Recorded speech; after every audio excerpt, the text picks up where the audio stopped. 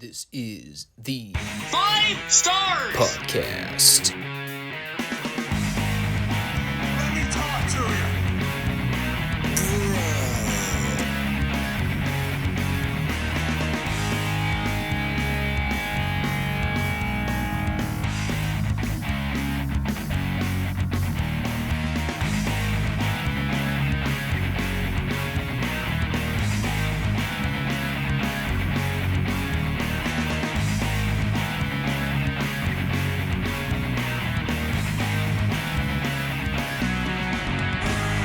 What do you guys want to talk about? Okay. Got my notes open for another Mega Monday show. And this one's going to be all WWF, WWE. So if y'all aren't into the WWE product, you might want to skip over this one. For the rest of you, kick back and get ready for another installment of the FSWR podcast. As you could probably tell by the title today, we're going to be reviewing two Survivor Series shows. One that is going to be an extension of our ongoing WWF Retro Review series, the other of which just took place over the weekend. Both of which had their ups and downs as overall packages. But in the case of the 1993 Survivor Series, going back and rewatching that show after many, many years, I will say this.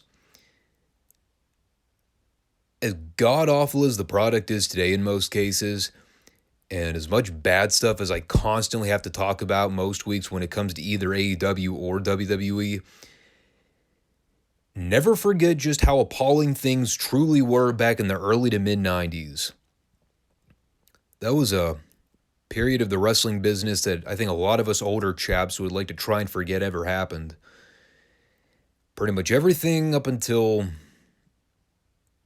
arguably mid to late 96. That was one of the roughest periods to get through as a kid growing up. And little did I know how abysmal things would get years later. But yeah, 1993. Not a great time to be a wrestling fan. There were pockets of greatness here and there, and the Stars were obviously much bigger deals than anyone in the business today, but geez, oh man.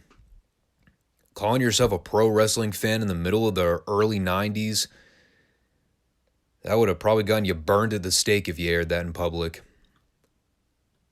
Luckily, I hide behind a monitor and keep my enjoyment for wrestling fairly sheltered. But welcome aboard to the Five Starr Wrestling Report podcast. New and returning viewers, thanks for popping in. Big show, obviously, for today, and before I get into everything, please make sure that you subscribe, like the show, and stop back every Monday and Friday for new content on the channel. We are on both YouTube and Rumble, for anyone that did not already know that. Links are always posted in the description. I am very relieved now that the last couple of weeks are finally in the book. I watched a crap ton of wrestling in the last 2 weeks, and a lot of it's been exactly that. Crap. Starrcade 86 was the sole highlight of my viewing experience, but some of the other stuff I've put myself through,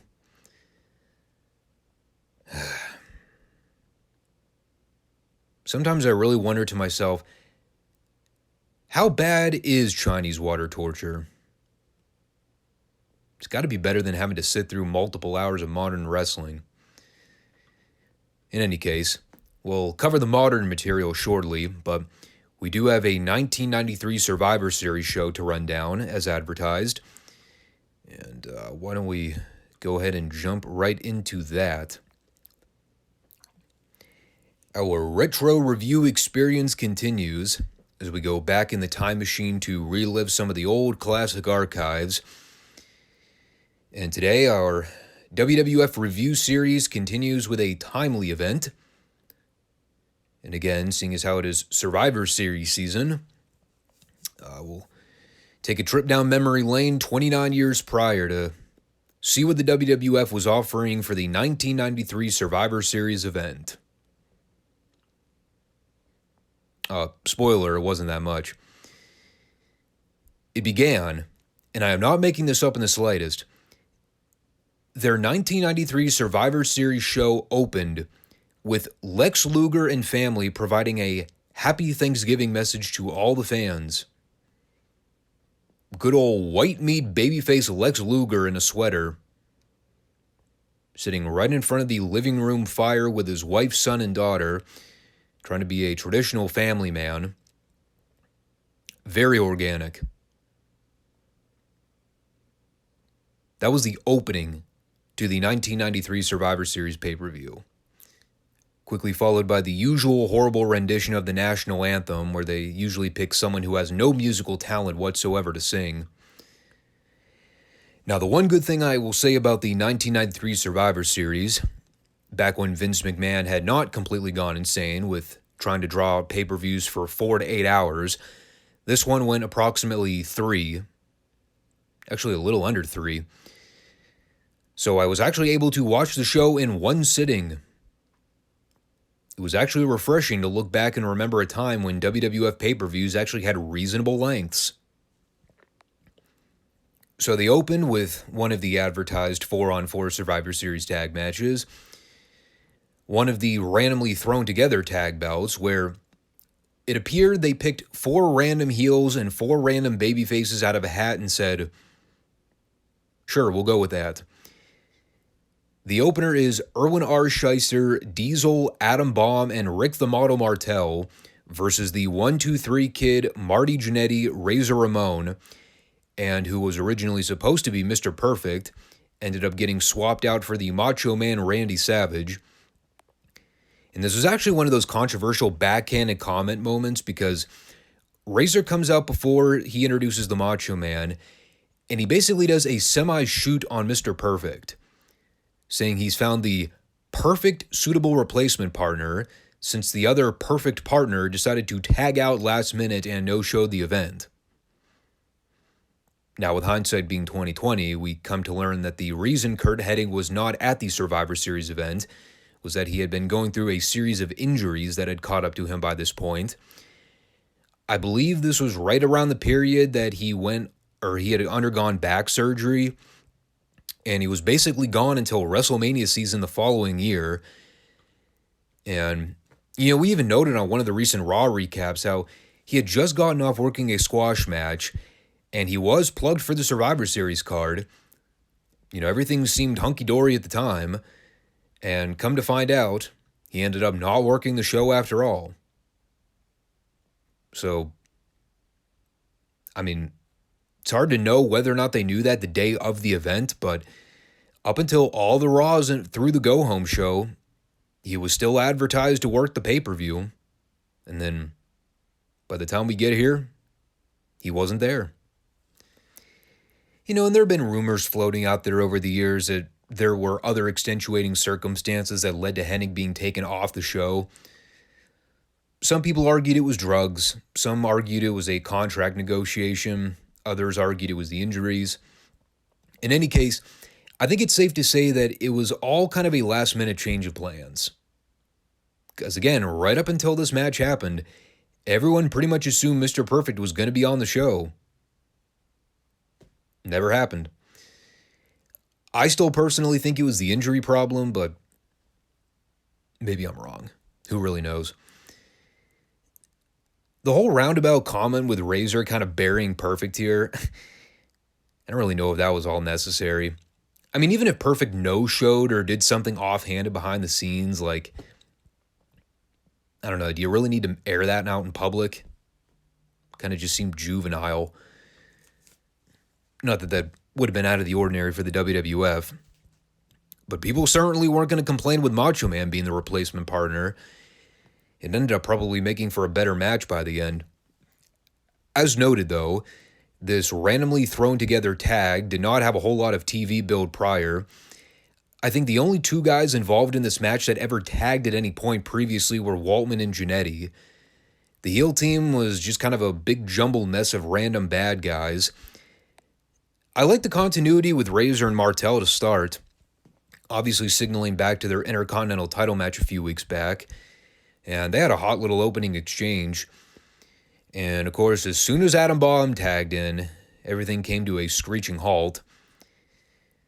Things didn't really pick up until the heels all started fighting with one another and getting into a brief scuffle. And after getting back on the same page, they eventually built to the big first elimination spot where Savage got the hot tag, started wrecking shop with all the heels, just cleaning house left and right. And he's able to hit Diesel with the elbow drop for the first elimination. So that was an easy payday for Kevin Nash that night. Probably was excited that he could hit the showers early and have the rest of the night to slack off and party. He made a career out of it. And at that point, the heels started getting some of their heat back by working over Razor and using all kinds of cheating chicanery behind the ref's back. Eventually, they built to their second angle to even the odds for both teams, because when Macho Man was the legal guy for the faces, Crush ends up coming out to run a distraction. And after the couple weeks where Savage was doing everything he possibly could to get his hands on Crush, kind of made sense that they would have taken him, or that he would have taken the focus away from the match long enough to get rolled up and pinned. And that's exactly what happened there. And of course, Savage immediately gives chase to Crush afterwards. They run to the back, and we never find out what happens. Did Savage eventually get his hands on Crush?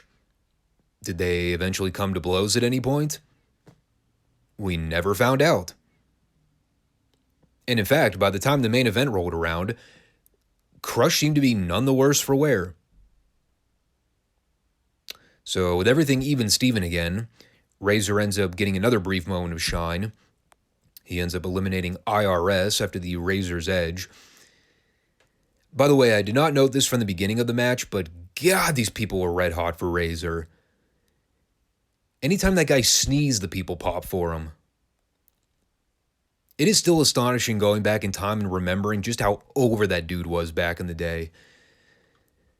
But after that elimination, things ended up breaking down with the remaining 5 guys. And while the ref is trying to regain control, IRS sneaks back in with the briefcase to hit Razor in the stomach when he tried to set up Martel for the Razor's Edge. Somehow in the process, busting open his eye when he left the ring. That looked fucking disgusting. No idea what the hell happened there, but I winced when I saw it. And of course, poor Razor ends up getting counted out once he rolled out to the floor, so he was gone. Which then boils the match down to the 1-2-3 Kid and Jannetty going up against Adam Bomb and the Model. And I think Bobby Heenan had the quote of the match when he explained a great strategy of how to stop the 1-2-3 Kid. He said, "Put a plate full of cookies and milk down, and when he goes for it, put the boots to him." God, Bobby Heenan was the fucking best. And they built to a great climax at the end, where Jannetty and the Kid made a double comeback on the heels. First with the 1-2-3 Kid pinning the Model with a sunset roll-up out of the corner, immediately followed with Jannetty pinning Adam Bomb with the exact same move, and the crowd absolutely blew a gasket for that finish. Babies were thrown in the air. A really good close to the match. And in fact, the whole match was a lot of fun, now that I reflect on it. I had very little memory of this match ever happening. Even when they first announced it on Raw, I was like, yeah, I have no memory of that match ever happening. But hot damn, if that didn't end up being one of the highlights of the entire show. Super hot opening match. Crowd was into it. They kept things moving along from beginning to end. Everyone was fine in there. Up to and including Brian Clark, who I've had some less than stellar things to say about in the past. But even he did a perfectly fine job in there, both in the literal and figurative sense. So then came another peculiar historical moment for the 1993 Survivor Series. We had Todd Penningale conducting an interview with Shawn Michaels, who was doing every classic Shawn Michaels heel tactic in the book, up to and including the obnoxious gum chewing. And, well, here's the thing. Remember how we were talking earlier about how Mr. Perfect had been taken out of the opening match when we all kind of expected him to be working the program.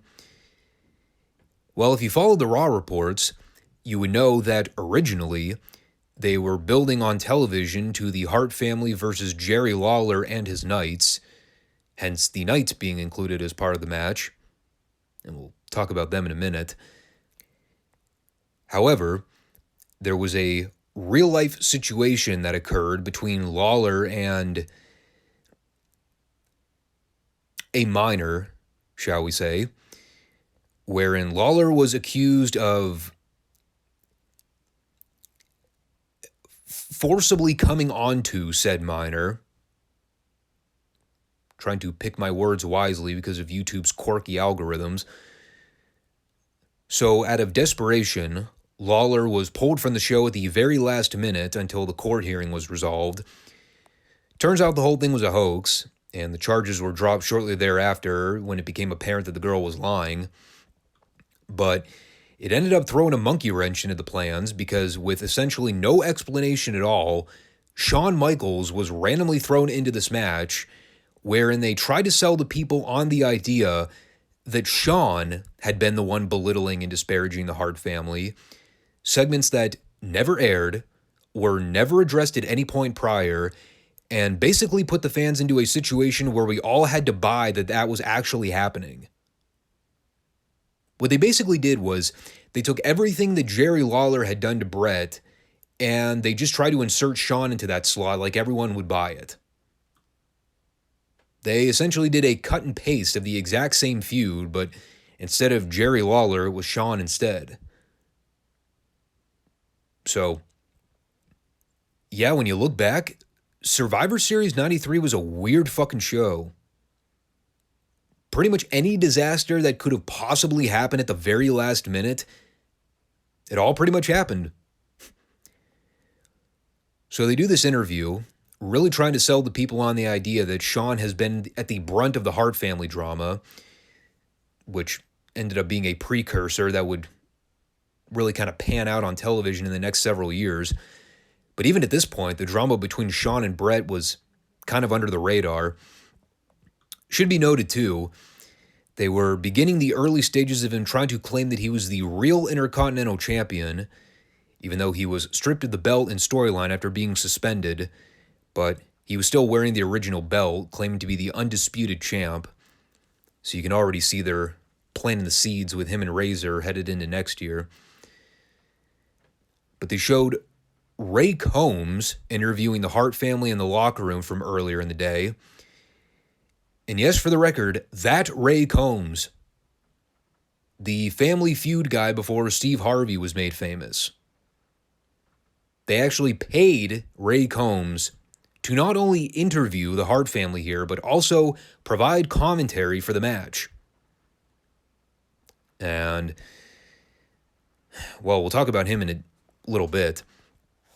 Here he was just interviewing the Hart family, and they're going ultimate babyface mode, trying to ensure that they're not sweating Shawn Michaels or his Knights, however big or bad they end up being. And it's fantastic because the selling point here is that the Hart family are going to seek revenge for Shawn insulting their family, most notably their mother and father. Once again, insults and comments that we never saw at all, nor had been alerted to up until this very segment, but that's beside the point. And of course, who is the most intimidating guy of the bunch standing there? The one that's not involved in the actual tag match? Stu Hart. Looking like he'd be able to stretch Shawn with one arm tied behind his back. God, what I would have paid to see Stu get in there with some of those guys. Now, yes, Shawn did do a really good heel promo, and while I had my own personal issues with him around this period that I've discussed at length before, I will never deny how good of a promo and or performer Shawn was when those cameras were on. Can never take that away from him. As big of a fucking prick as he was. So at that point, we went to the ring for the second of our featured Survivor Series tag matches.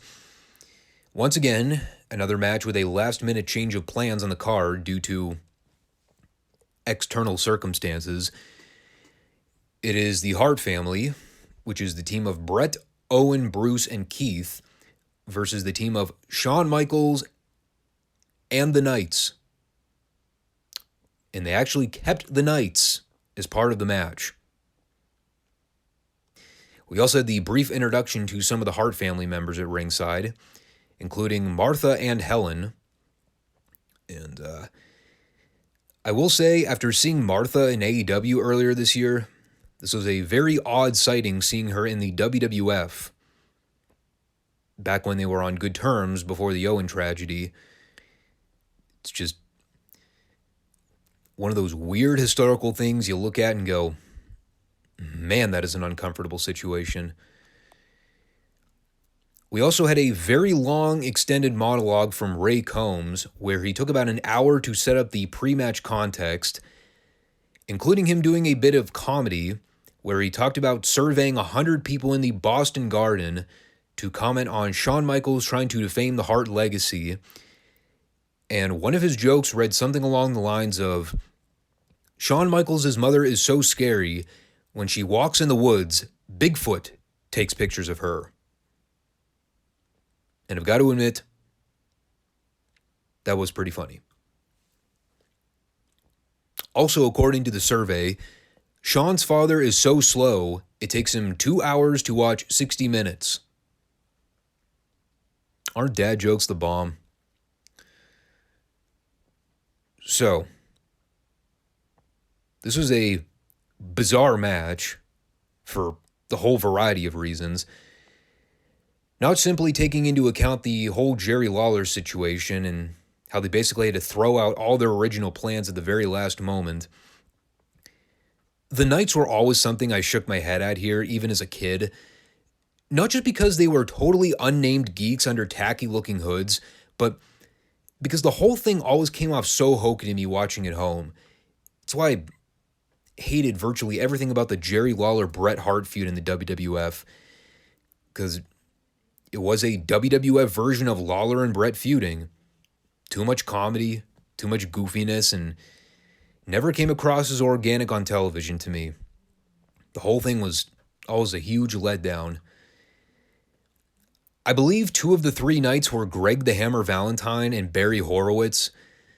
The third guy, I had no idea who he was. But the match on paper was essentially the Hart family, 2 of which were coming out of retirement, versus Shawn Michaels and 3 random job guys under hoods. Do you see why it didn't look particularly appealing on paper to me?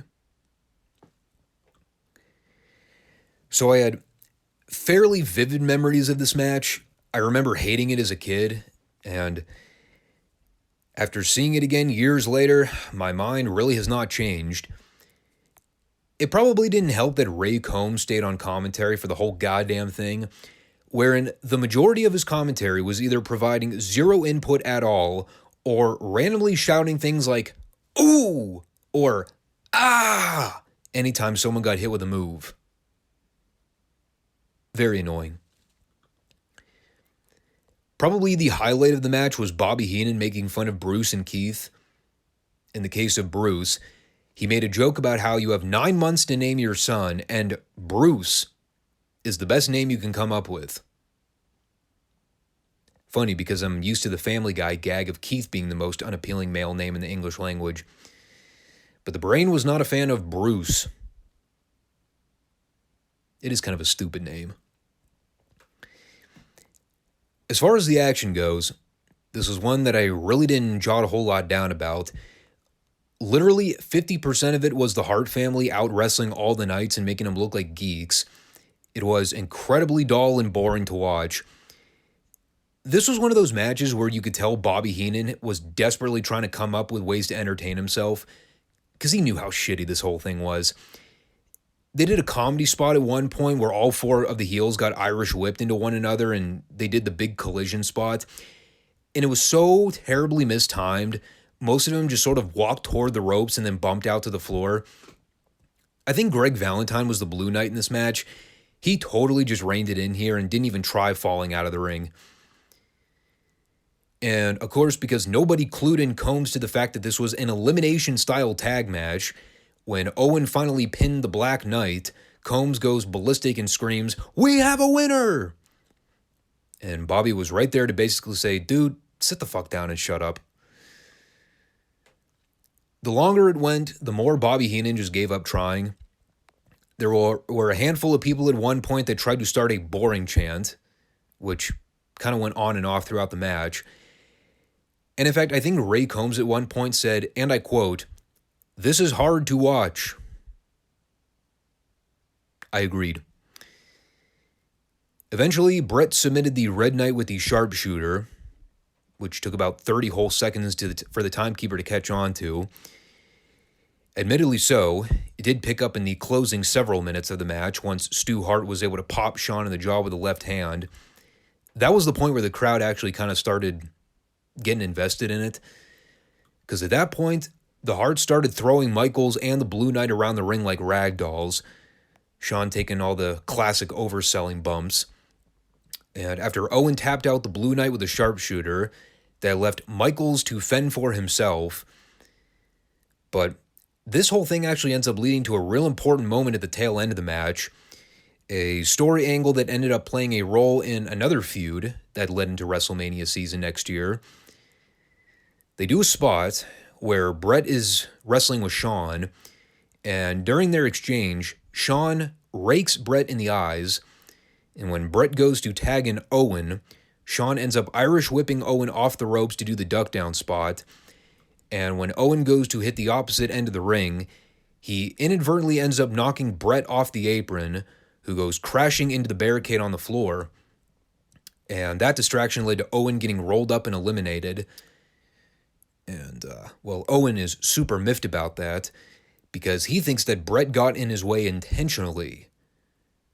So while Brett's down on the floor selling, Owen's storming off to the back and calling Brett selfish. So keep that in mind because it'll play into the upcoming Raw shows at a later date. That little angle right there, it is a key element. So while the heel, Shawn Michaels, is valiantly trying to make his comeback here, finally at the end, he decides that he's had enough. And when Brett goes to try and put him in the sharpshooter, Shawn scurries out of the ring and runs for the hills and gets counted out. Yeah, that was their finish they came up with.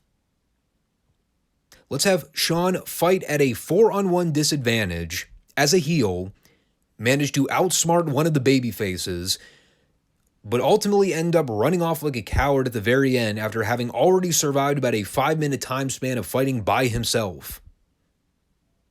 Shawn just gave up. He just decided he did not want to wrestle anymore. And he left. Alrighty then. So yeah, I still hate this match. The last several minutes were good, and the Brett Owen angle was the main takeaway from the whole thing because it ties in with their upcoming feud headed into 94. But the whole dynamics of this match were totally out of whack from the jump. Obviously, it wasn't the initial plan, so the audible made for a weird environment. But yeah, they tried to make the most out of a bad situation, so I guess I can't fault them for that. Hats off to Shawn for subbing in last minute. Dude worked his ass off in this match. Again, regardless of whether or not I thought he was a prick at the time. I'll never hesitate when I say I absolutely despised 1990 Shawn Michaels in the WWF. Couldn't stand him. By this period, he was a little more tolerable in my book, but once they put the title on him, he was just unbearable to watch most weeks. By late 95, early 96, I wanted to punch a fucking hole through my TV monitor. I was so over that dude. He was the epitome of go-away heat with me in the 90s. But here in 93, I could at least tolerate him sparingly. But, yeah, not one of my favorite tag matches to go back and relive.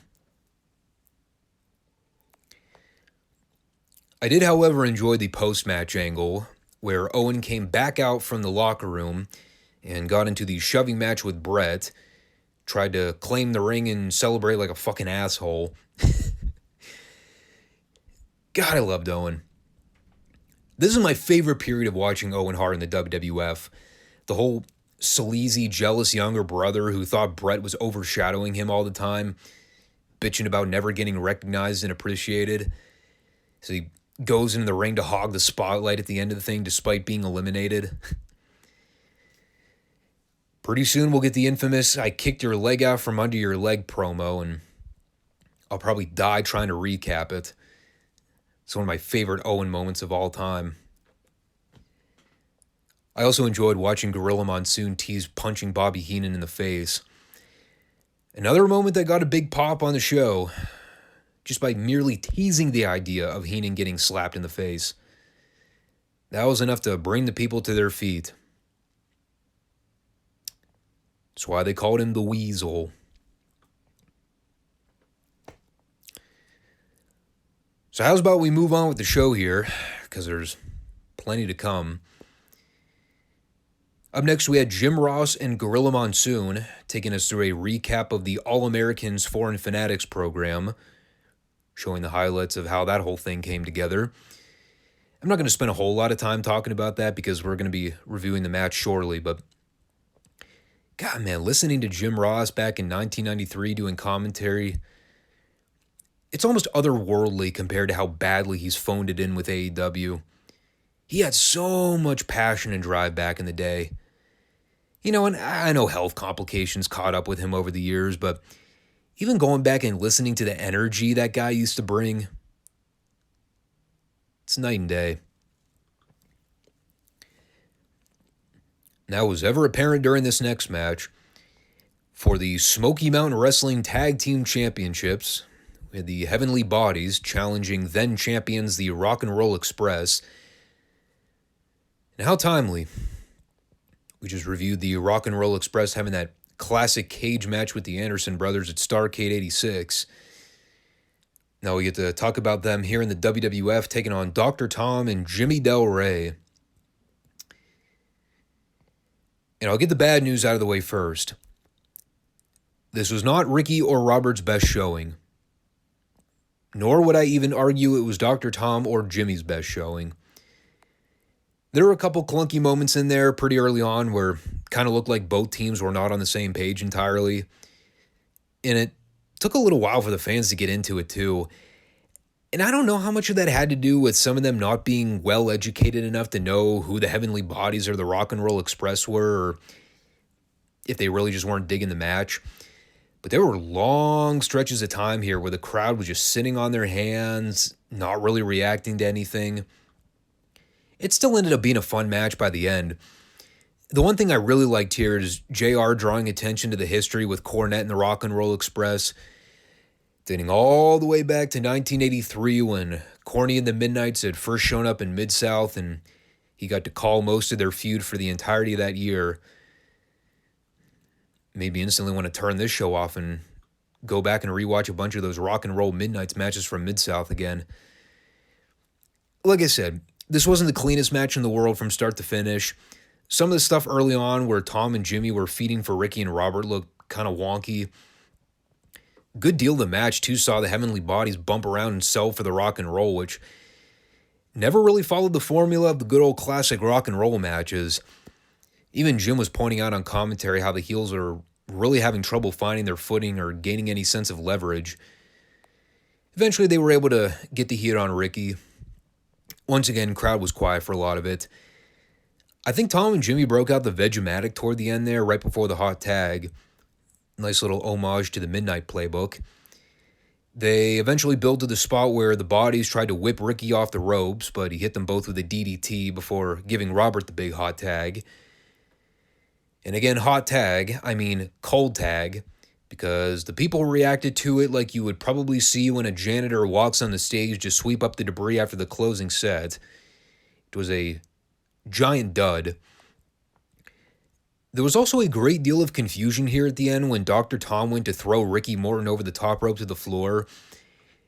A rule that in Smoky Mountain Wrestling would have wound up being a disqualification, But the problem is because WWF did not have over-the-top rope DQ rules, Robert tried to argue with the official afterwards, and everyone just kind of sat around wondering what the fuck was going on. And after some breakdown and miscommunication at the end, the Rock and Roll ended up hitting Dr. Tom with a double drop kick for what I think was supposed to be a Phantom 3 count, but the timing looked a little off when Cornette had gone in the ring apron to run to the distraction. So Ricky ends up punching him off the apron, while Dr. Tom also had to kick out at like 2.9. And then finally, while the ref was trying to send Ricky back to his corner, Corny tossed Jimmy the racket so he could jump off the top rope and drive it into Gibson's back so the heels could steal the pin. That spot looked kind of cool. And once again, this got a reaction equivalent to what you would probably hear in a golf tournament. I honestly don't think most of these people had a single clue who these teams were or why they should have cared.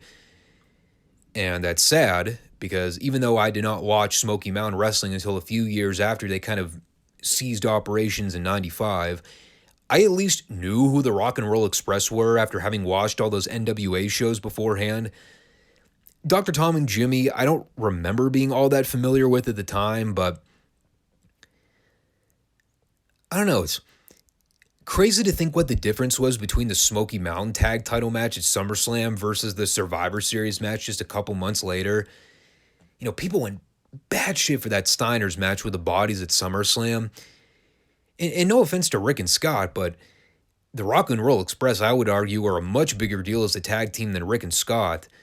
But, you know, because Ricky and Robert didn't spend a great deal of time working in the WWF, the fans just weren't accustomed to seeing them enough to appreciate them like they did the Steiner brothers. So I think that ended up really being the ultimate problem with the match. It was a good title match, but I just don't think it hit home with the WWF fans the same way it would have hit home with the Smoky Mountain crowd. It was still a different fan base, different style of wrestling, and for whatever reason, it just never translated. Speaking of things that didn't translate, this next Survivor Series elimination match, Bam Bam Bigelow, Bastion Booger, and the Head Shrinkers versus the Four Doinks. Oh, God. Actually, hang on a sec. I gotta pull up something here. I've got the perfect still image to describe everything you need to know about this match. Pretty much the exact expression I had when I had to put myself through this miserable experience again.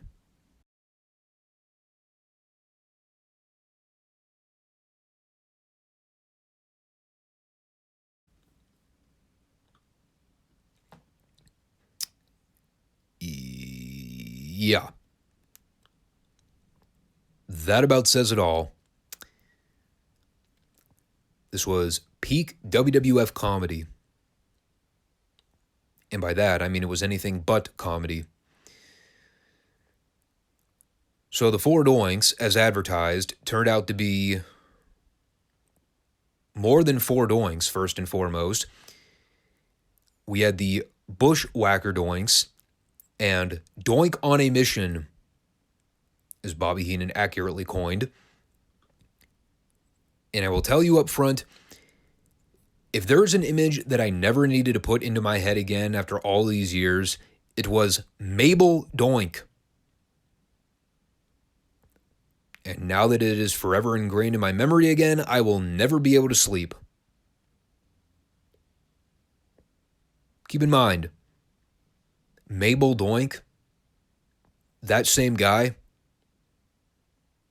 he becomes King of the Ring in 2 years. Remember that. So while the match is going on, I had the online Webster's Dictionary open to see how many synonyms I could find to describe how hideous this match was, aside from just being bad, because I don't think bad is a harsh enough term to use. And after skimming over multiple words, I think the best one that I could come up with at the end was fucking ass. I think at the point Bastion Booger got up from a pin attempt so that he could provocatively put a banana in his mouth, yeah, that was about the point that I tapped out. I pitied Bam Bam more than anything. The best talent in this match by a country mile, and this is what Vince McMahon was doing with him circa 1993 in the WWF. I wanted to puke watching this.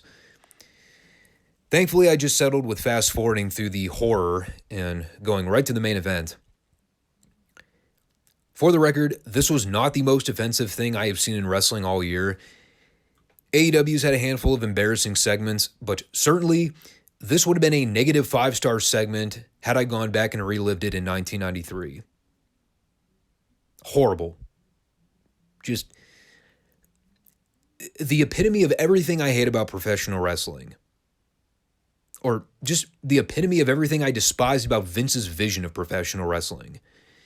All encapsulated in this one clusterfuck. Disaster. Thankfully, Jim Cornette kind of made up with it for a good promo to sell us on the main event. Talking about the best way to conquer a team of American heroes that are all about mind, heart, and soul. And the best strategy to take them down? You pluck at each representative that share all three of those ideals.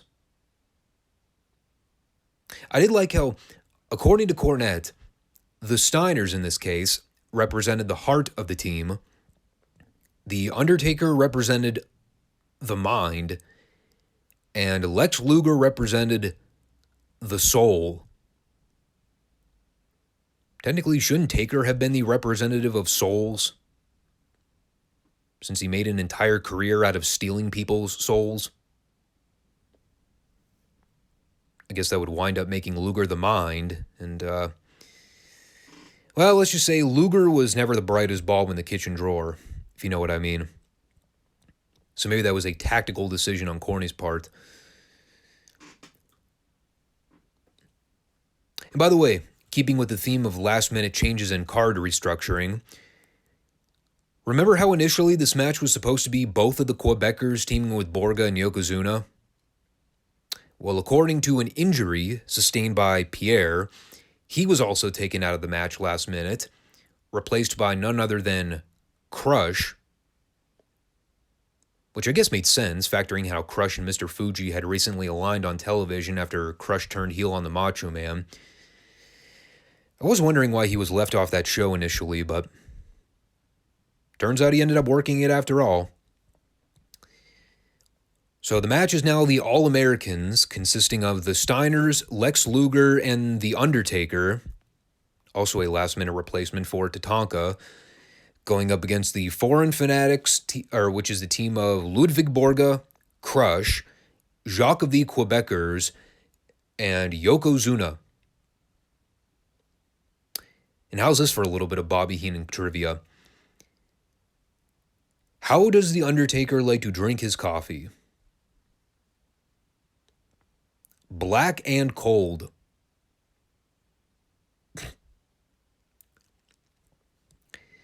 Never ever forget, ladies and gentlemen, Bobby Heenan, truly the best of his generation.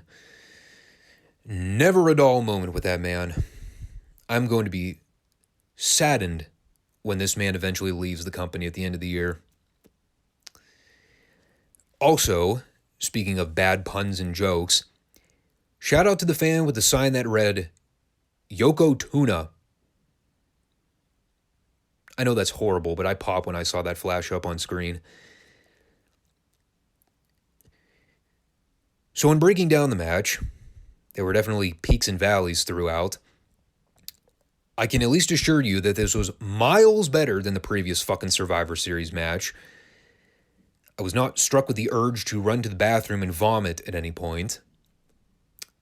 Didn't get off to a great start. The first elimination in this match came pretty early on, where Rick tried to give Borga a crossbody attack from the top rope, and right when he was coming down for the landing, Borga, I think, was supposed to catch him and turn him over for a power slam.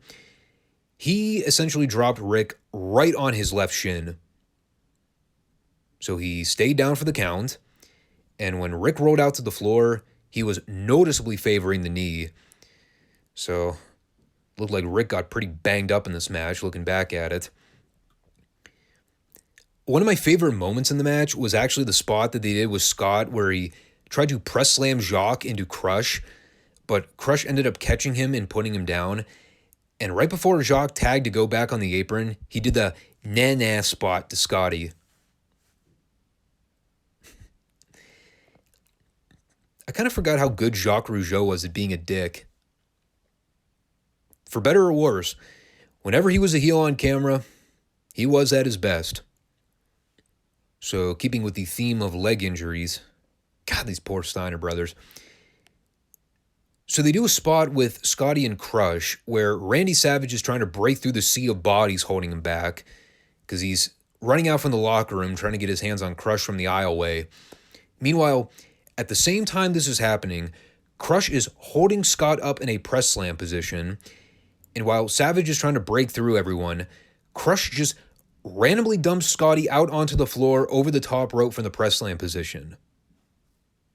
It looked absolutely sickening on the landing, even though we never actually saw it on camera. Then when Scotty rolls back into the ring, he is now also favoring his knee. And it's one of those things where it is entirely possible he was just selling, but he was either seriously hurt or Scott Steiner is the best seller of all time.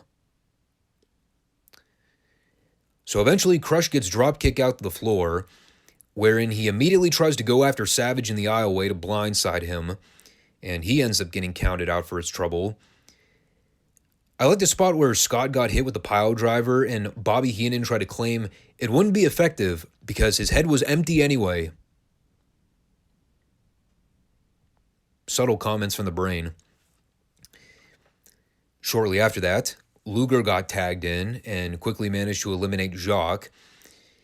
And that little numbers advantage did not last long because after they do the big spot with Scotty hitting Borgo with the superplex, Yoko ends up illegally jumping into the ring while Hebner was not looking, and he starts going to town on Scott.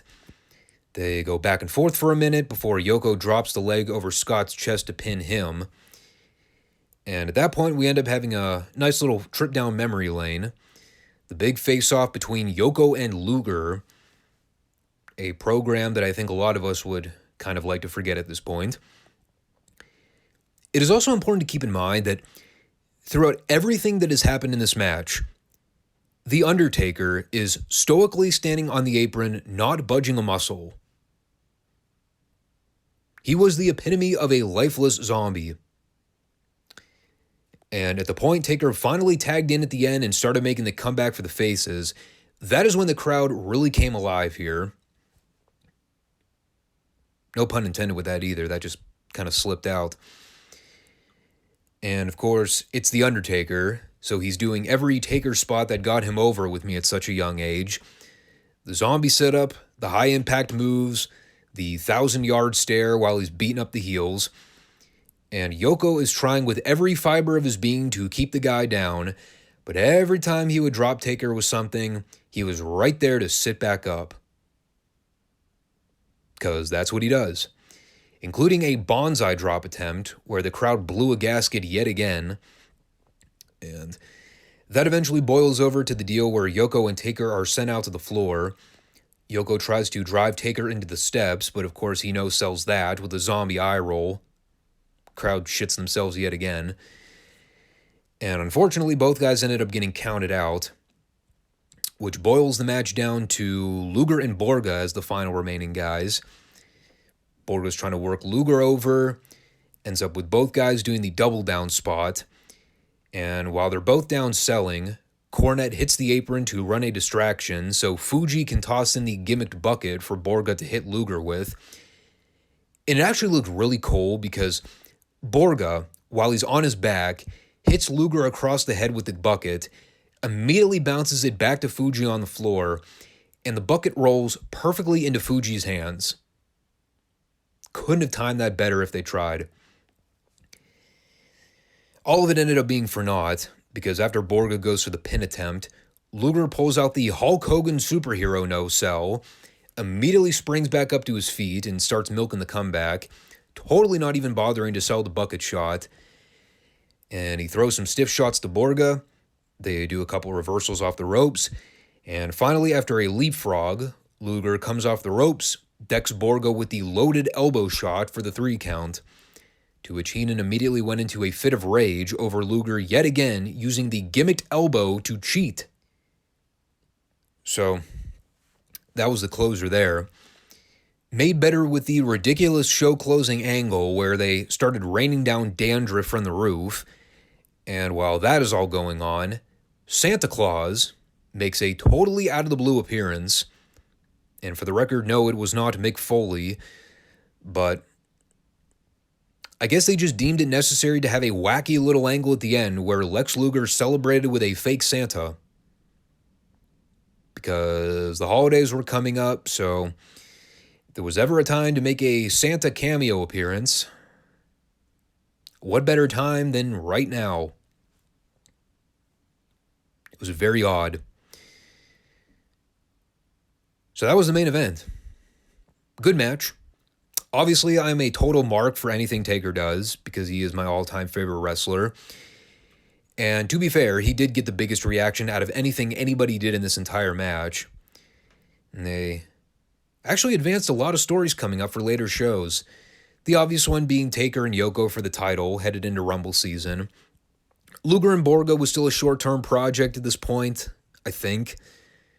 Although I don't know how far they went with the actual feud after this show. Crush and Savage, that speaks for itself. That was something they carried on from the beginning of the show all the way to the end. I ended up liking it. Wasn't an all-time classic or anything, but it was far from the worst thing on the show.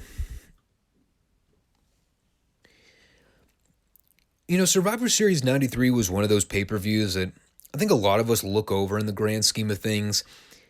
It's not a top 10 or a top 5 show, nor would I really even consider it among the worst of the bunch. It was just a standard, middle-of-the-road WWF pay-per-view for the time. I think we all kind of knew historically what we were getting with the WWF around this point.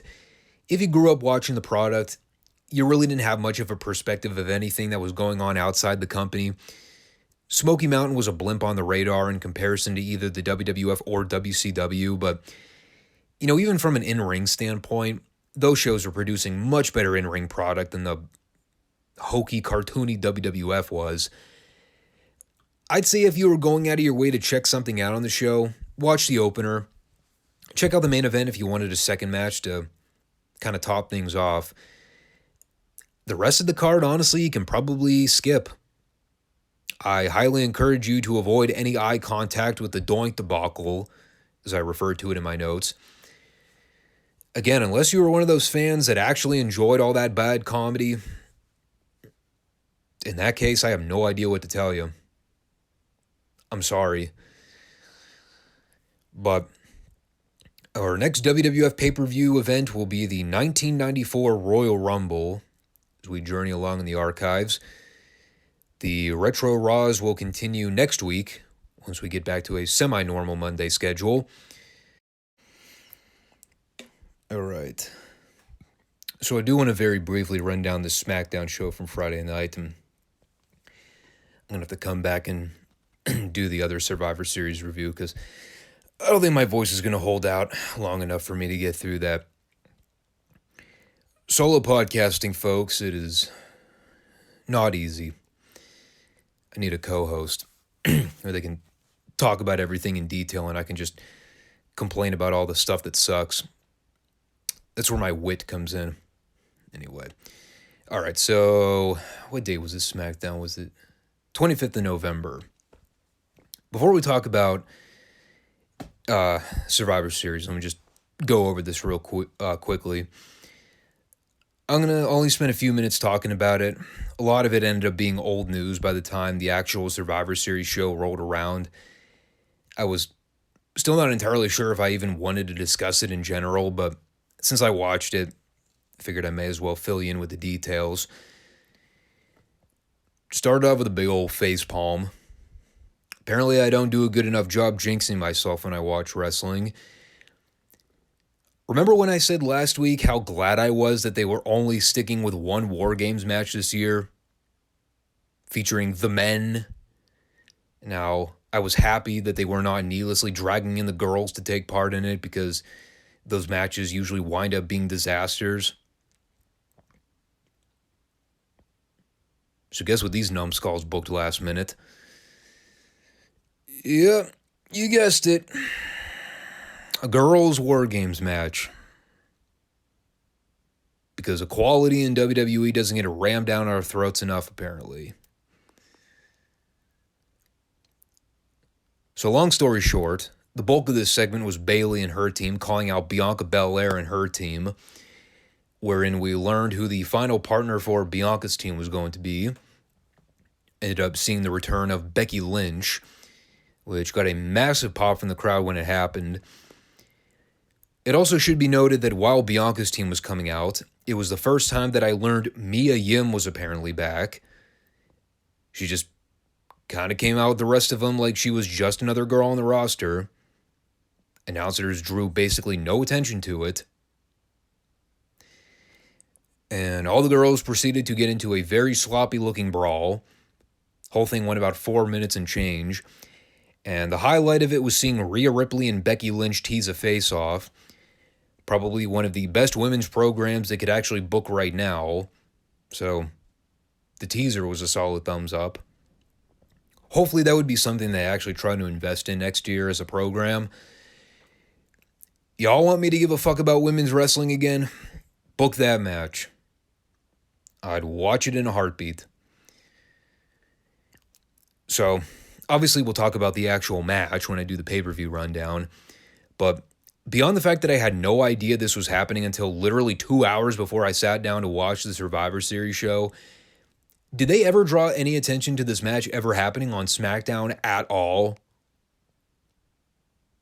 I mean, granted, a lot of these girls look like they were Raw girls anyway, so maybe they spent most of the time building it up on that show, but I certainly was never clued into that. Figuring it's a Wargames match with all the top girls in your division, when you maybe want to spend some time plugging that on your SmackDown show before the go-home episode. I don't know.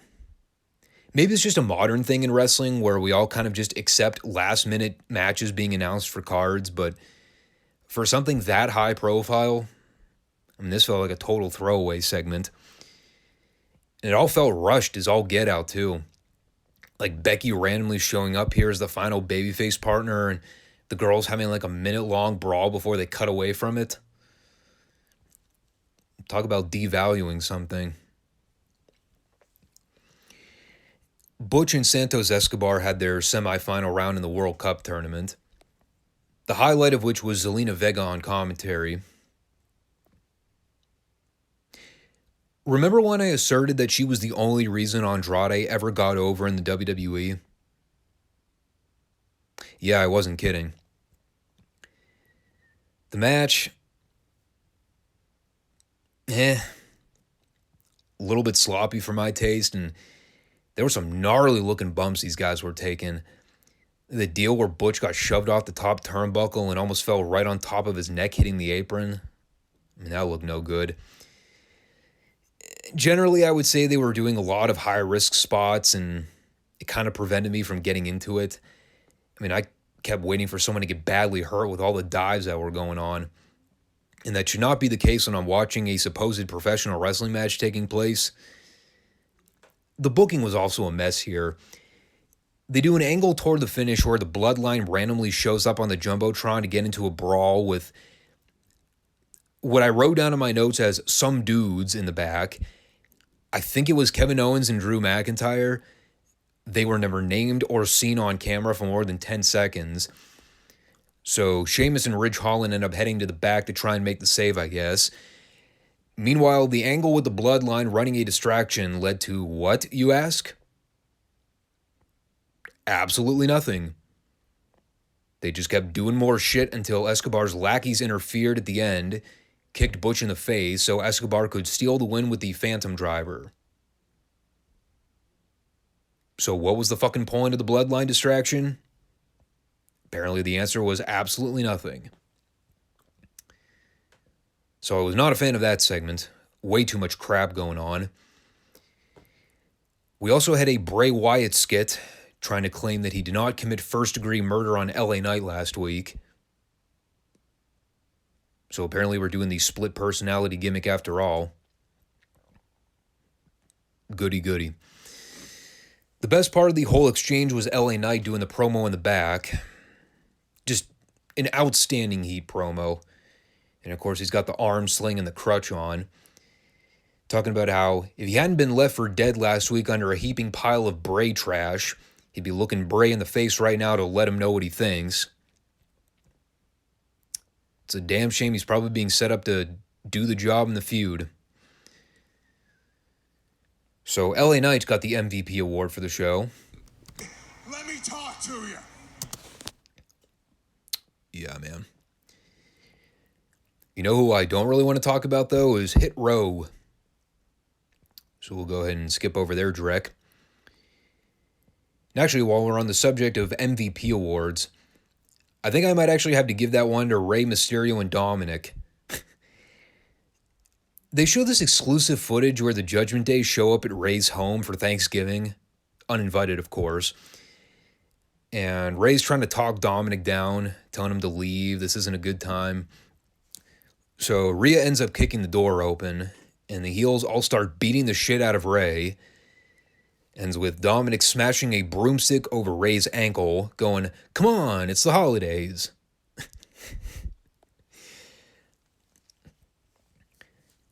Seriously, them turning Dom heel was the best fucking thing they ever could have done with him. And him walking out with his shoulder around Rhea Ripley at the end of it. Fucking dynamite segment. It was a total WWE segment, but I couldn't help but be entertained. I went back and watched it again after it was over. I was crying with laughter. And I know I wasn't supposed to, but God, it was too perfect. I love Dominic Mysterio as a heel. That's like, he's the best. Just no other way to put it. After that, we had the Ricochet Braun Strowman semifinal in the World Cup tournament. Again, babyface versus babyface, which I was not too fond of. It was also America versus America, making it even more problematic for the fans to figure out who to cheer and who to boo. It was a match. Didn't last long. They had Strowman throw around Ricochet for a few minutes before Gunther and the rest of Imperium ran out to distract Strowman. And of course, because Strowman's like every other stupid fucking babyface in existence, he turns his back from Ricochet long enough so Ricochet could stack him up in a crucifix pin. Yeah, that was how they beat Brawny the Strowman. I believe the first fall he's actually taken in WWE since his return. And that was how they decided to do it. Getting beaten like a complete chump in a 3-minute TV match at the top of the hour. So that guy's career is pretty much dead in the water at this point. Good Lord, I didn't realize how fucking stupid that was until I started rewatching it in my head. I didn't even think twice about it when I was watching it at home. I was like, oh, Strowman got beat. That was kind of dumb. Then when I realized he got pinned because a set of heels ran a distraction on him, now I'm kind of sitting here scratching my head going, that was how you were going to beat Braun in WWE? Your modern Andre the Giant? Just jobbing him out like a total geek in the middle of the go-home show to a pay-per-view that he wasn't even involved with? Yeah, whoever came up with the finish for that match gets an F-. Couldn't even beat the guy via countout to give him a logical outing. Nope, just beat him flat via pinfall to a guy half his size. How stupid. So at that point, I did a lot of fast forwarding. There were like 50 segments in a row that happened, many of which were either infomercials or holiday sales plugs for WWE Shop. We also had Ronda and Shayna beating up Raquel, Lopez, Sanchez, Torres, and Shotzi in the back. Figured that was going to be a way to write them off for that scheduled tag match for later on. Unfortunately, they still ended up doing it anyway. And I skipped over it, but that was another 15 minutes of airtime that I avoided. Brought us right to the main event. Sheamus and Drew McIntyre versus the Usos for the team advantage in Wargames. And I guess it comes with experience of watching, I don't know how many Wargames matches over the years. I usually don't have to contemplate the finish of the team advantage matches because it is one of the most common sense booking decisions where the heels should logically end up going over in the end so that they have the unfair advantage for the majority of the match. Keep all that in mind for what they actually booked for the finish here. The problem overall for me was that it was another Usos match, and I've had plentiful conversations on how I don't think I ever need to see another Usos match for as long as I live, considering how overexposed those guys have been for decades. The match was fine. I was only half paying attention because I was mainly just waiting for the finish. Ended up with everyone getting into the proverbial fight outside the ring, as we all come to expect by now. At some point, you ought to wonder when the ref would just be smart enough to eject everybody right from the beginning instead of just letting it play out like it always does, but apparently the officials still haven't been clued into this yet. Anyway, what ends up happening is Sammy tries to grab one of the title belts at ringside, but Kevin Owens stops him before he can slide the belt in.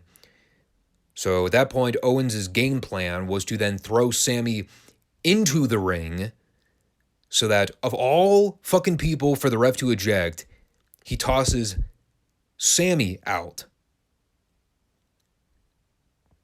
Never do you mind the 14 other bodies on the floor that have been running roughshod and getting involved left, right, and center, but it was Sammy that was apparently the problem.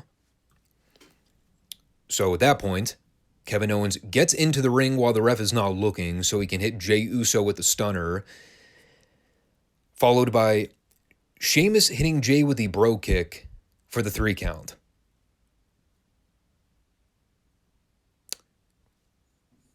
Yep. They actually went there.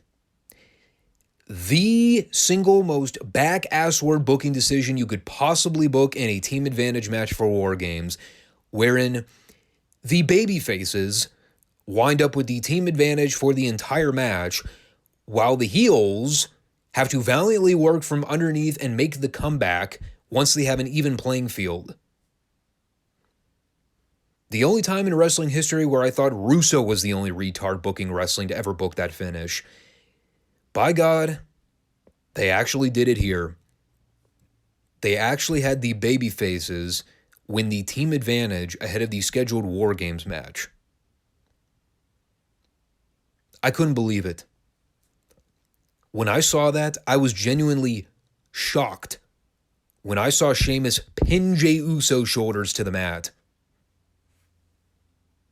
I didn't think anybody else in booking would have been that stupid to actually do that finish.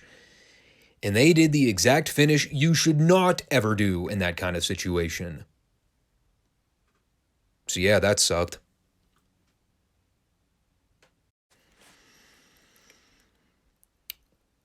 So,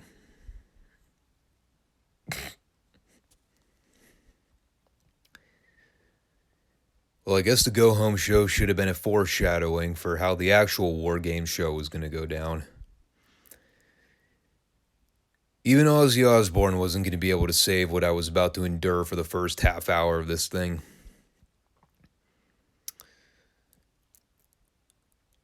So the girls' Wargames match. Yeah, now I know why I immediately facepalmed when they opened SmackDown with that girls segment. Figured it was going to be bad. Little did I know what I was in for. So it's Team Bayley, which is all of Damage Control, Nikki Cross, and Rhea Ripley, versus the team of Bianca Belair, Alexa Bliss, Mia Yim, Asuka, and Becky Lynch. Now on paper, You see a lot of the girls booked in this thing, and you're like, I mean, there are some names there. Rhea's good. Bianca's good. Becky's good. Bayley's good. Asuka's pretty good. How bad could it possibly be? Oh, you just wait. So I'll start with a positive. Unlike the irrational booking of the men's match where they gave the babyfaces the team advantage, they were at least smart enough here to give the heels the team advantage. So, when they would do the early heat segments with the layered entrances, the fans actually knew who to cheer and who to boo. And that's about where the positives end.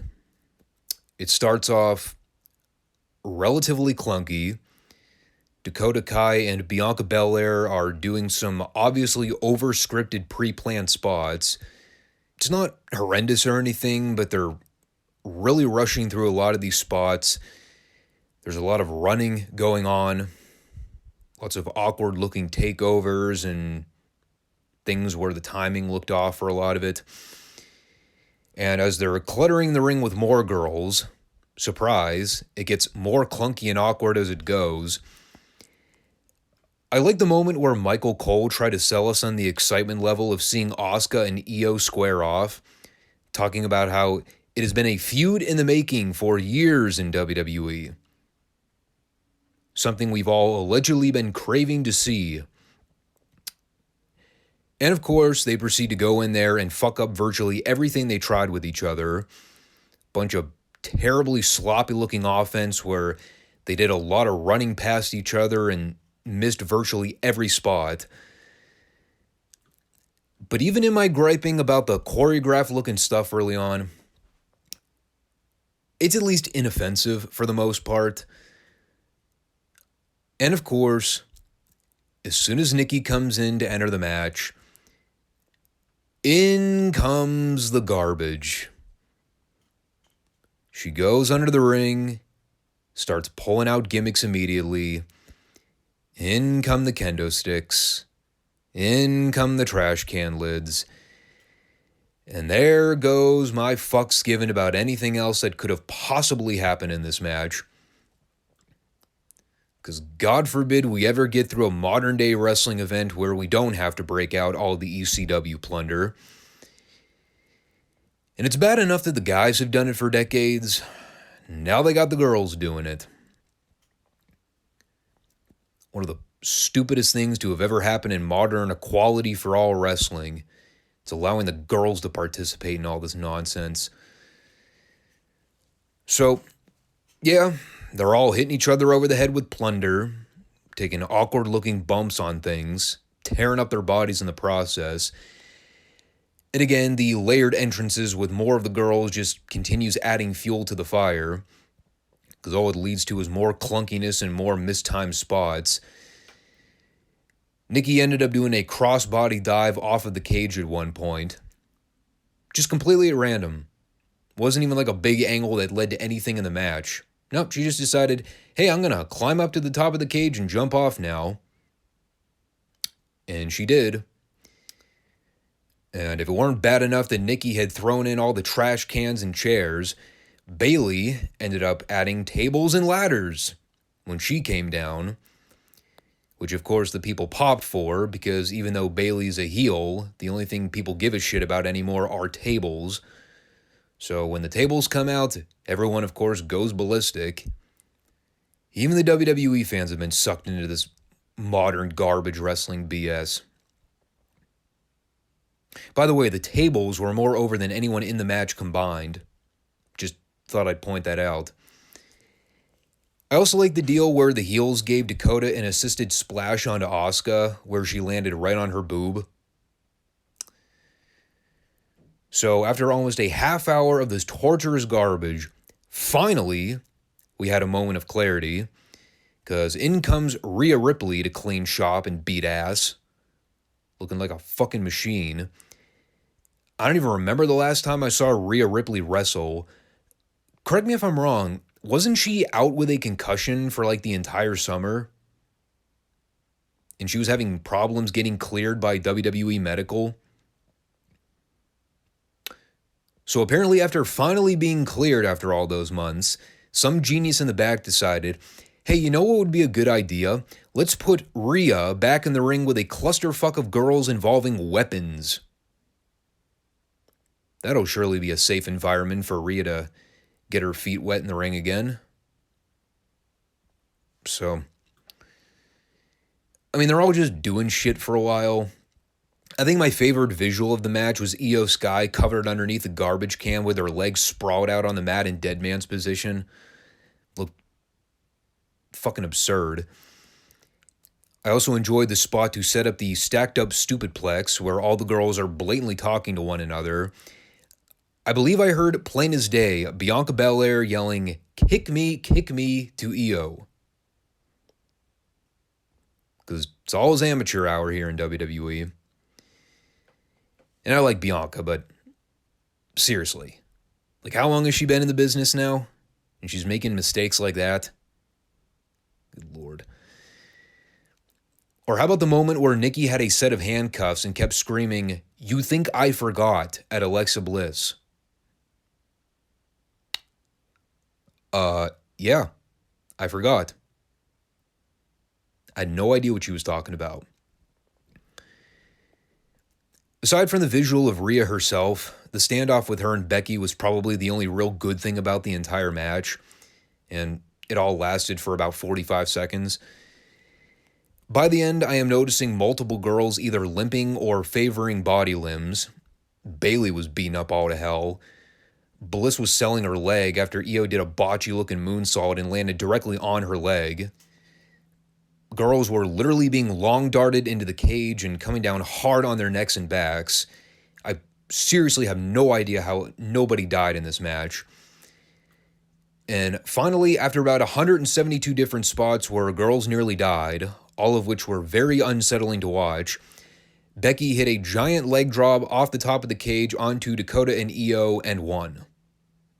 Mercifully, thank God in heaven, it was over. Wow. I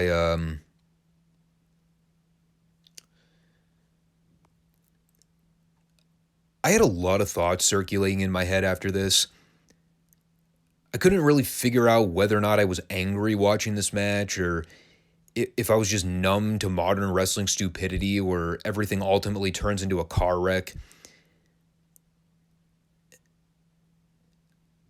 Maybe I'm the only one. Wouldn't be a first because I know I have nothing in common with the average low IQ wrestling fan these days. I was just extremely uncomfortable watching this match. I've already said before that generally I'm not a big fan of watching girls do this kind of stuff to their bodies, the whole garbage indie hardcore style. I already hate watching the guys do it 99% of the time, but watching the women do it,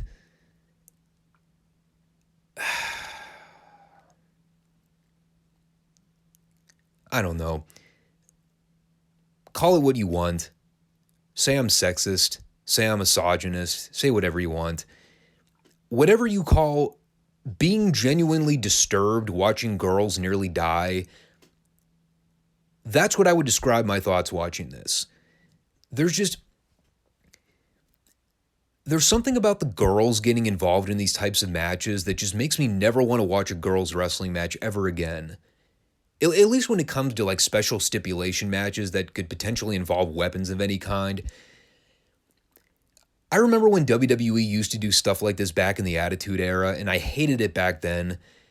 And, even the WWF back then didn't go to the same lengths as they do with letting the girls get away with some of this stupid, reckless shit. Their bodies aren't built for it. They're not physically big or padded enough to be taking these kinds of bumps, possibly excluding Rhea. And every time I see girls taking table bumps or getting hit in the head with shit or falling on gimmicks, I just wince. I don't even want to watch it at this point. It looks visually off-putting to me. So I don't know what you call that, but Here's what I'll say. And this is a message solely directed at any of you out there watching WWE right now. If you're truly one of those people that actually enjoy watching women do this kind of shit to themselves, please get your head examined. Like, I genuinely mean that. I'm not even trying to be facetious about that. Please get a brain scan, because you might be mentally ill.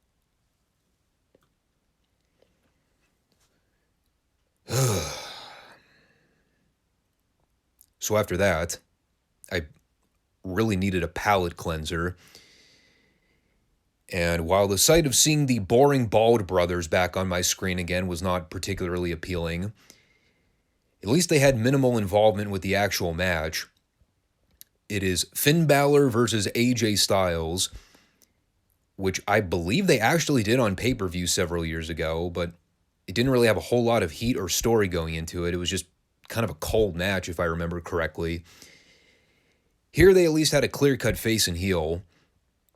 And while it basically revolved around an overrated faction filled with a bunch of job guys from New Japan, I could at least overlook that for the time being. Because I don't watch Raw, so I really didn't know a whole lot about this story going in. I just saw Balor and Styles and said, sure, I'll take it. Even though Balor really hasn't done much for me in WWE in the last couple years, and AJ's kind of been wasted in recent memory as well. Didn't really seem to fit with the whole Survivor Series theme per se. Judging how you had the group members ringside for half the match anyway, I don't know, you may as well have just done a regular Survivor Series tag match. Maybe that's just me. I don't know if they needed the whole rigmarole with the OC and the Judgment Day brawling at ringside. You know, especially when their brawl really didn't factor into anything in the match, aside from just doing a ringside brawl for the hell of it. But, you know, once all those guys were cleared out of the equation, the match ended up turning into a nice, solid pay-per-view quality match. There were actual wrestling holds being applied at various points, which I know is a novel concept in today's business, especially after that abortion of an opener. Both guys were working professionally. They worked body limbs. They kept the crowd invested throughout. All their shit looked good. And they built to a real nice finish where both guys went back and forth with the big 1-2 punches. Balor tried to flip AJ out to the ring apron, but AJ sprang up and hit the phenomenal forearm on Finn to get the clean win. I mean, I thought Balor tapping out to the calf crusher would have been a more suitable finish, but that's probably just me cherry picking more than anything. I didn't mind the match. Compared to the opener, it was fucking Flair and Steamboat circa 1989. But it's the kind of wrestling I enjoy. Everything made sense. They didn't do a million unnecessary flips and dives for no reason. It looked like two guys trying to have a serious fight. I knew who to cheer. I knew who to boo. Good stuff. Shame a lot of the build happened on Raw. Elsewise, I would have probably paid more attention to it in the lead-in. I've said a handful of times now, the Judgment Day experiment has kind of run its course with me. There've been way too many member swaps. They've been jobbed out in most cases, at least from everything I've seen of them. To this day, I don't think this group has had one single profile win on pay-per-view. Them taking Edge out of the group was the worst thing they could have possibly done. I mean, Dominic turning heel, that was a good booking call, but without Edge as the front runner, it's missing that same steam it had back when they first introduced it. You know, I said, and you can go back and listen to the earlier shows for context, but I said unless the group is being positioned to win any of the major titles at some point, all it's going to end up turning into is a mid-card faction with no direction and no meaning. I can't remember when I specifically said that. It was probably back in like April or May. And here we are in November, after seeing everything they've done with them in the last how many months. Have I been proven wrong in that assertion? I mean, they're not exactly lighting the world on fire right now, are they? And this thing had a ton of potential when it first started, but a lot of it's been squandered at this point. I like the match, but the story surrounding it, not so much. So at that point, they were going to try and subject me to another girls' match on this show. And after that fucking abomination of an opener where the girls went out there and tried to play a game of 1,000 Ways to Die, I was not about to sit there and watch Shotzi Blackheart stink up the joint with Ronda Rousey. I read the reports after the show was over. Most people said it sucked, so I will take their word for it. Unfortunately, the comeback match wasn't something I was particularly looking forward to. Not due to the participants involved necessarily, but because, yes, we had another three-way. The bane of my existence in professional wrestling in the year 2022. Being the multi-person 3 ways, 4 ways, 5 ways, 6 ways. Anything that is not a direct one-on-one or standard tag match. Hate it. And I don't care what company it is. WWE, AEW, doesn't matter. I am so over the triple threats and the fatal 4 ways and the 6-pack challenge clusterfucks. Call it what you want. To me, it's just a lazy excuse to shoehorn a bunch of dudes into one match because you're trying to get them on the card in some manner. Now, to be fair, this was far from the worst multi-person match I've seen in the last year. It is Bobby Lashley, Seth Rollins, and Austin Theory for the United States title. And I guess Theory is supposed to be taken seriously again. Not sure when he went from being a bumbling buffoon to a normal sleazy heel with a semi-badass attitude. I mean, that kind of came out of nowhere. The kid still looks like $1 million. If I actually had faith that WWE was planning on going all the way with him as a top guy in the next several years, I'd be more optimistic about his future. But after beating him like a drum for the better part of the last 11 months, it's kind of hard to take anything he does seriously at this point. I'm also curious as to when Seth Rollins became a top babyface again. But, I mean, at this stage, I guess it's best not to ask questions and just roll with it. Because if I try to rationalize any of this crap in my head, I'll probably give myself a brain aneurysm. The match, again, not really my flavor of match. I don't like multi-mans. I don't like the way they're normally booked. I always hate the layout where 2 guys are in the ring doing stuff while the other guy's out on the floor either selling or sleeping. More often than not, it's the latter. They tried to play up a story where Lashley and Rollins kept trying to dispose of Theory early on, but some way or another, Theory would keep finding ways to break up falls or get involved again. It was a lot of high-impact, big offensive moves, which tends to be the case with these kinds of matches. Lots of near falls, pin breakups, the usual. It's a shame that Bobby Lashley was just kind of a dude in this match when 11 months ago he was one of the top babyfaces on Raw, being programmed with Brock Lesnar of all people. Then if I remember, I think he got hurt, and by the time Mania season came around, they killed his steam almost instantly by programming him with Omos. I mean, that was the nail in the fucking career coffin right there as far as I was concerned. Like I said, a lot of the match was just moves. The camera missed a great initial shot with Rollins breaking up a pinfall with Theory on Lashley. It was a spot where Theory was in the hurt lock and tried to use the turnbuckle to kick off to pin Lashley's shoulders down. And you see Seth fly into the frame with a frog splash, but the camera totally missed the full shot. The finish I thought was outstanding, though. If anything else, it made it worth the watch just for the final 10 seconds. Once I get past my whole gripe with Seth using the superplex as an immediate transition move into another suplex, but when he went to lift Theory up for the second suplex, Lashley ran in and hit him with a spear, and Theory essentially came down on top of Seth in a pinning position, so he got the fluke win. And I totally forgot who the champion was going into this match. I wasn't even paying attention during the ring intros. I think it was Seth. All in all, it was fine for what it was. I guess they're still running with the whole story of Theory weaseling out wins in the end. Okay, I personally don't understand it.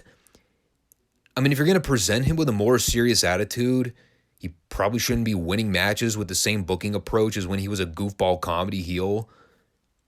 But again, that might just be me. But Christ almighty, thank God they finally took that fucking briefcase off of him. The ultimate career killer usually comes whenever anybody wins that Money in the Bank every year. And all it was doing was killing Theory by having it. So they took it off of him. Good. Wasn't serving him anyway, so fine. Whatever.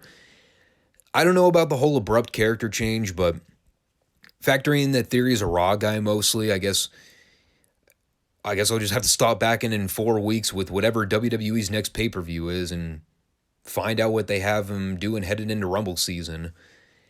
I highly doubt he's being positioned to win the Rumble match. I still kind of think that's Cody's match to win when he comes back from his injury.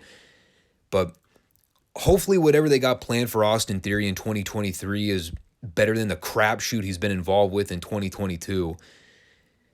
The booking of his character this calendar year has been one of the strangest things I've seen in a long time.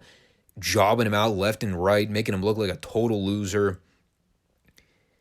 I mean, it sort of worked when Vince was around, but lately it's gone to a point where it just kind of came across that they were outright burying him for no reason on television. Again, I didn't see most of it, so I have very minimal context to it, but from what I've heard, from a lot of the reports I've read, Theory's booking this year has just been questionable at the least. I know he's not everybody's cup of tea, but in an ideal world where the writers in this company actually knew what they were doing, Austin Theory would be a megastar in the making. He's got all the tools to be a world champion in the next several years, so hopefully they don't blow it before all his credibility is shot. So at long last, we come to the main event. The match I was most looking forward to on this show, considering how great the build has been on television. It's the entire bloodline, with Sami Zayn included, versus the Brawling Brutes, Drew McIntyre and Kevin Owens.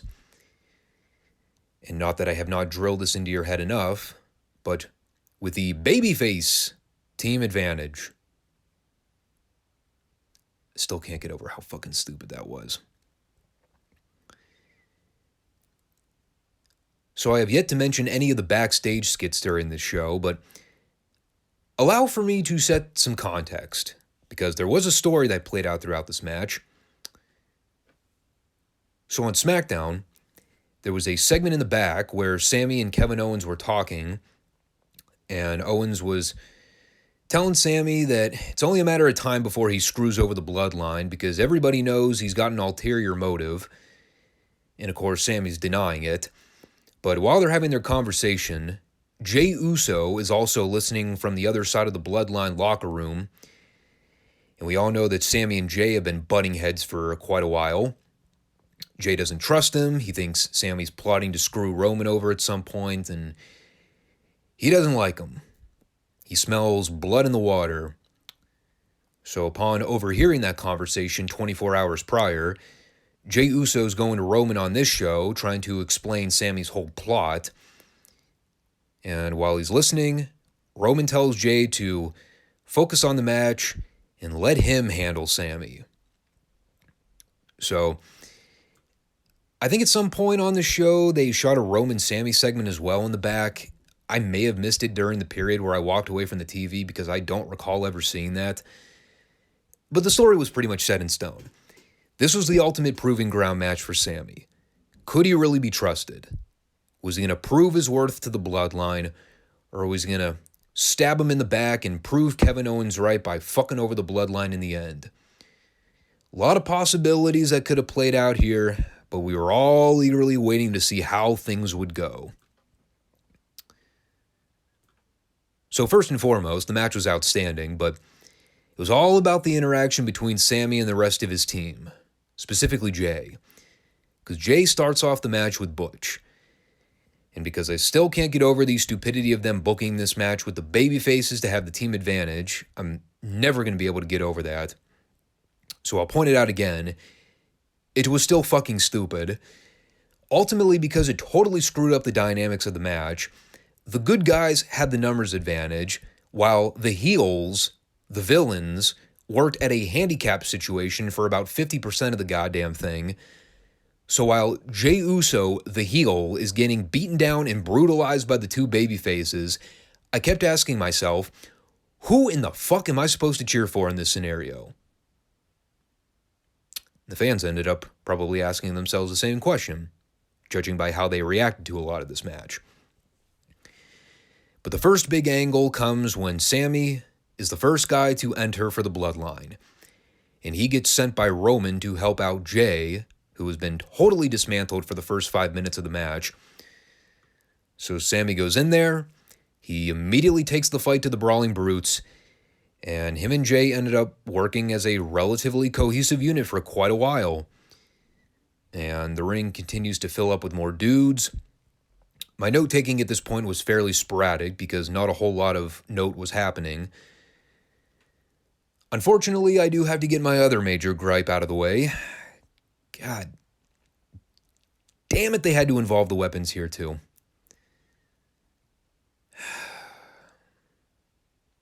I mean, I get it's just something we're supposed to accept now because wrestling is so stupid now. But this made me so infuriated. Why did they need the fucking weapons? Was it really absolutely compulsory to include the gimmicks? Especially when we literally saw them in the exact same Wargames match in the opener. It's why I can't even bring myself to get emotionally invested in Wargames matches anymore. Because I know they're always going to end up reverting to this bullshit. Every time. It's not needed. It adds nothing of value to the match, except to tease a bunch of garbage hardcore spots that pan out 15 minutes later in the match. Especially when it involves tables.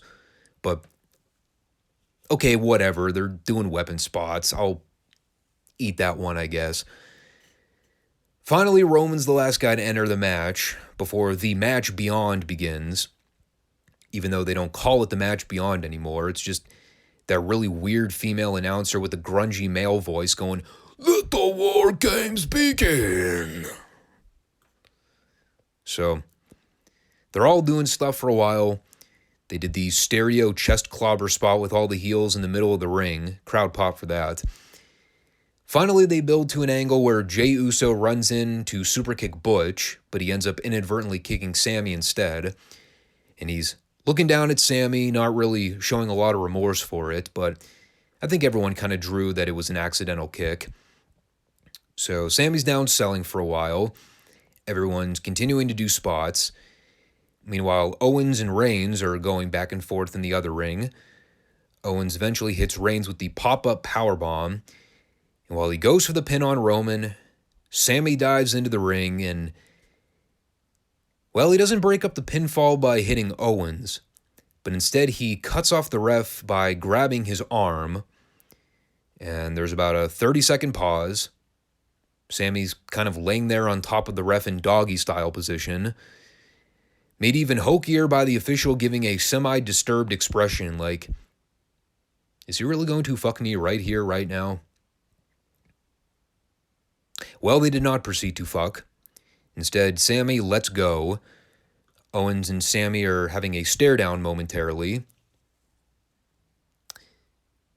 And as Jey Uso tries to superkick Owens, Owens catches the foot. And that is when Sami goes in and cock-blocks Owens. And at that point, the crowd popped because they figured out at that point where Sami's loyalty lies. And while Sami looks down at Roman gives him the nod of approval. Sami charges and hits Owens in the corner with the haluva kick. And just to ensure that Sami establishes that he is full board on Team Bloodline, Sami looks at Jey Uso and he signals for him to take it away. So Jey goes up top, hits the frog splash on Owens to secure the pinfall victory.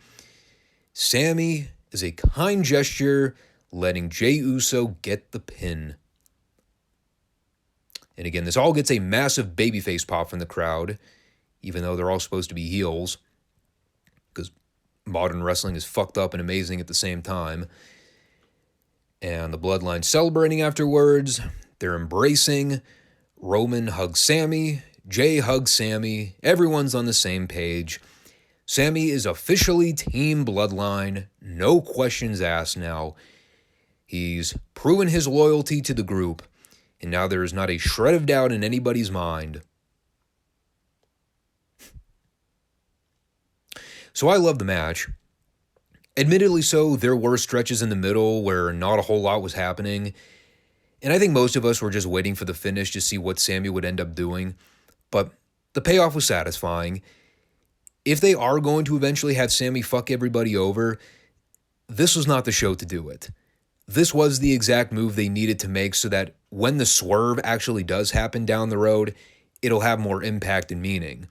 Because the people went ballistic when Sammy showed his loyalty to the group. So if in fact he ends up turning on them at some point, it's actually going to be hard to tell how the fans are going to take that.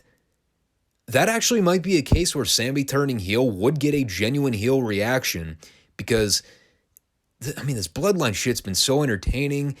The people don't really want to see Sammy feud with them right now. They love all this interaction every week on television.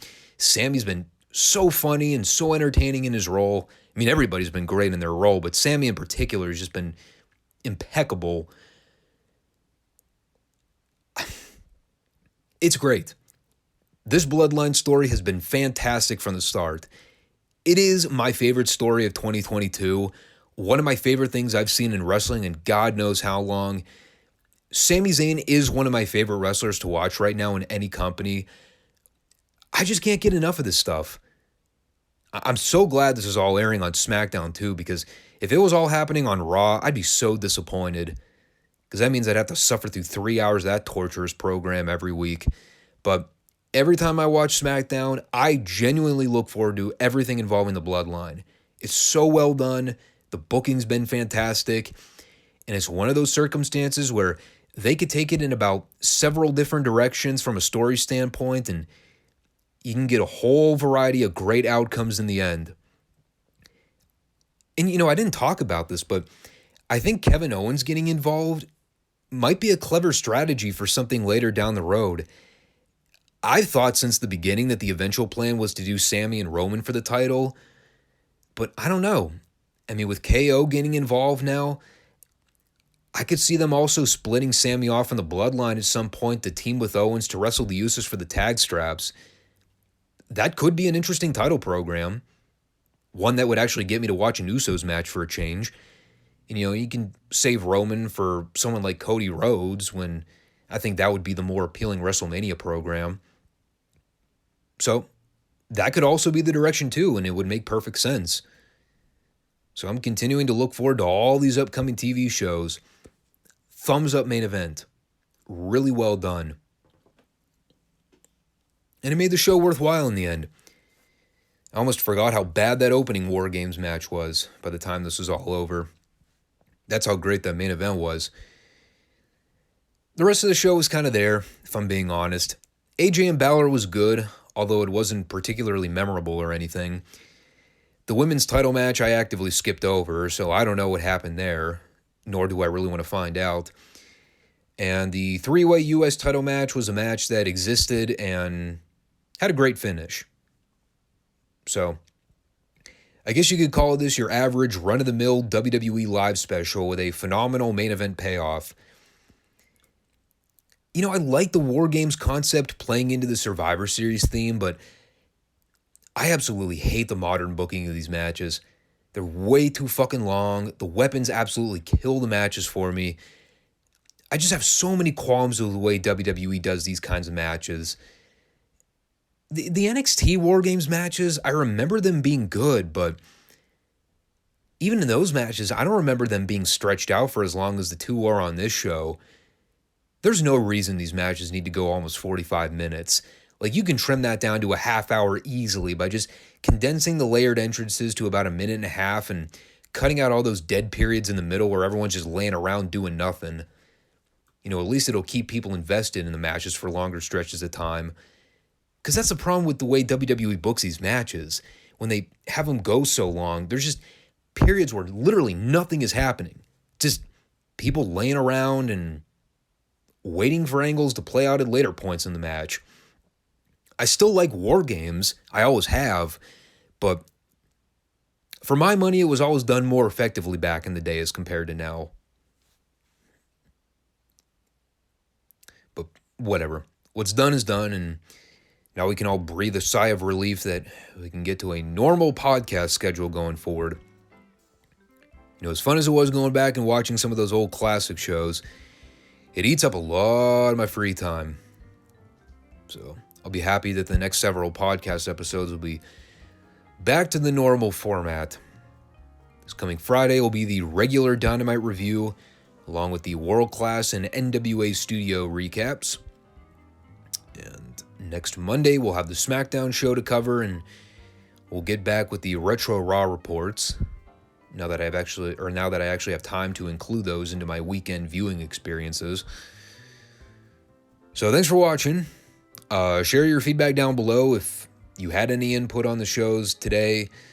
And we will be back on Friday. Take care all. Peace out.